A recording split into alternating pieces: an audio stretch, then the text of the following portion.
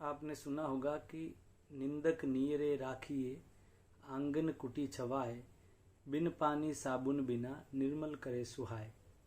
कहते हैं कि निंदक व्यक्ति को समीप रखना चाहिए, पास में रखना चाहिए, ताकि हमें अपने दोष पता चलते रहें, हमें अपनी गलतियां दिखती रहें, हम उसमें सुधार करते रहें और हम अपने जीवन में उजाला करते रहें, हम अपना जीवन एकदम प्रकाशमय बना सके। इसलिए निंदक व्यक्तियों को पास रखना बहुत जरूरी है।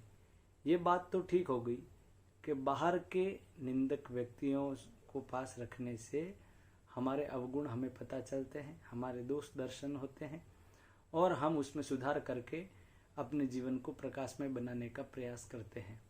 तो ये तो हो गई फायदे की कड़ी, लाभ की कड़ी। लेकिन बाहर के निंदक से ही केवल काम नहीं बनता, हमारे भीतर भी एक आलोचक होता है, हमारे भीतर भी एक निंदक होता है। चाहे आप उसको अंदर की आवाज़ कह दो, चाहे आप अंतरात्मा की आवाज़ कह दो, चाहे अंदर की स्फुरना कह दो, जिस भी संज्ञा के माध्यम से आप समझना चाहो उससे समझ सकते हो। लेकिन भीतर के आलोचक को सुनना बहुत जरूरी है, भीतर के निंदक को सुनना बहुत जरूरी है। व्यक्ति को अपने भीतर अपने सर्वांगीण विकास करने के लिए अपने भीतर की यात्रा करनी होती है, अपने भीतर के आलोचक को सुनना होता है, अपने भीतर के निंदक को सुनना होता है। जब तक व्यक्ति अपने भीतर के निंदक को नहीं सुनता तब तक उसका जीवन प्रकाशमय पूर्ण रूप से नहीं बनता। बाहर के निंदक से सुन करके तो, बाहर के आलोचक से सुन करके तो वो उसमें सुधार करेगा, लेकिन व्यक्ति के भीतर की जो आवाज़ है उसको पता रहता है, उसके माध्यम से वो आकलन कर सकता है कि ये मैं सही कर रहा हूँ या गलत कर रहा हूँ। जैसे कहते हैं ना, लोग उसके अंदर की आवाज़ आ गई, उसके हृदय से प्रेरणा हो गई, उसका जमीर जाग गया, या उसको उसके अंतरात्मा की आवाज़ आई, या उसके ऐसा मन में उपजा।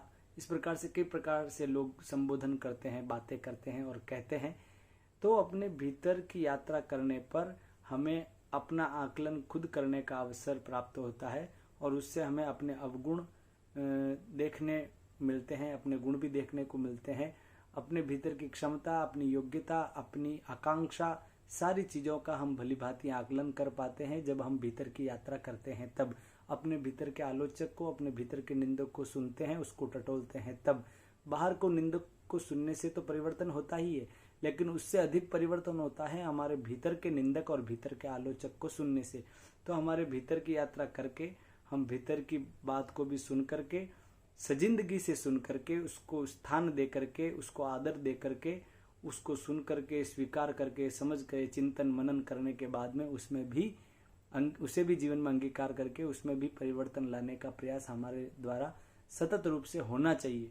ऐसा करने से व्यक्ति का जीवन एकदम प्रकाशमय हो जाता है, उज्जवल हो जाता है, क्योंकि वह अपने भीतर की यात्रा करते हुए यह अनुभव करता है कि वास्तव में ऐसा करने से क्या होगा और वैसा करने से क्या होगा, ऐसा करने के पीछे मेरे हृदय के भाव क्या थे और वैसा करने के पीछे मेरे हृदय में क्या स्फुरना थी, और ऐसा मैंने क्यों किया, ऐसा मैं क्यों कर रहा हूँ। ये सारी चीज़ें उसके सामने भीतर की यात्रा करने पर एक एक खुलती चली जाएगी और उसको सारी बातों के उत्तर मिलते चले जाएंगे। इसलिए आवश्यकता है, निंदक नियरे राखिए, बाहर के निंदक को भी निकट रखो और भीतर के निंदक को भी समीप से सुनने का प्रयास करो। अपने अंतरात्मा की आवाज़ को भी जो है अंदर की यात्रा करते हुए सुन करके, तब जा करके भली भांति उसके ऊपर चिंतन करके और शास्त्र विहित मार्ग का आश्रय लेकर के फिर निर्णय तक पहुंचने का प्रयत्न करना चाहिए। आज के लिए इतना ही। जय श्री कृष्ण। हर हर महादेव।